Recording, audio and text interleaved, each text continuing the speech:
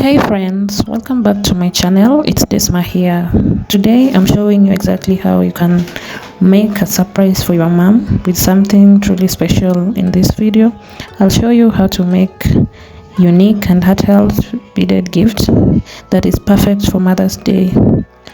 Whether you're crafting a bracelet, a necklace, because what I'm going to show is like a choker necklace, but for me I'm going to use it on something different like you've seen on my thumbnail. So this one is the perfect gift for Mother's Day. You can gift it to your mother, to your grandmother, to whoever, or your auntie, yeah, whoever you feel is a lovely one to you, you can gift them. Also, men can wear this.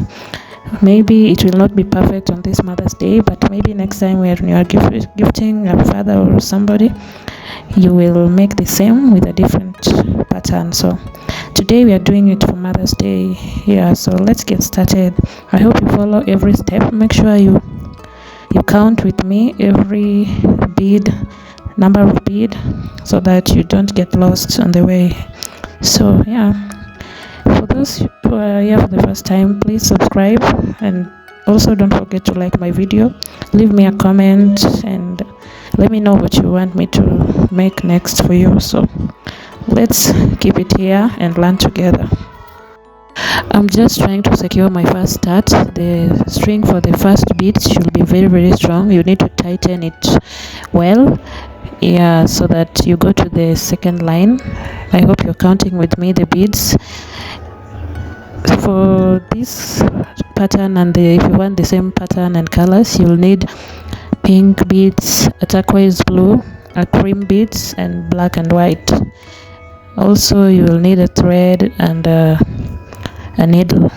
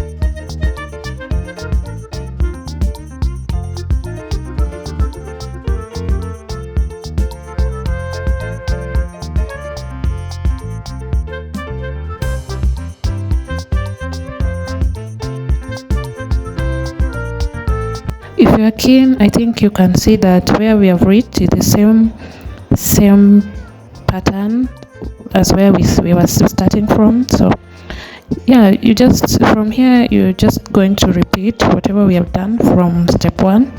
As you can see, it's just repeating itself. So that's all. I hope you learned something on this video. If you did, then give me a thumbs up, and also don't forget to subscribe to my YouTube so that you can get more of such videos, and a lot are still coming. Also, I have a book, an ebook. I'll leave a link on the description on how to start your business, the beaded jewelry business. So yeah, you can check it out on the link, and I hope you are good up to here.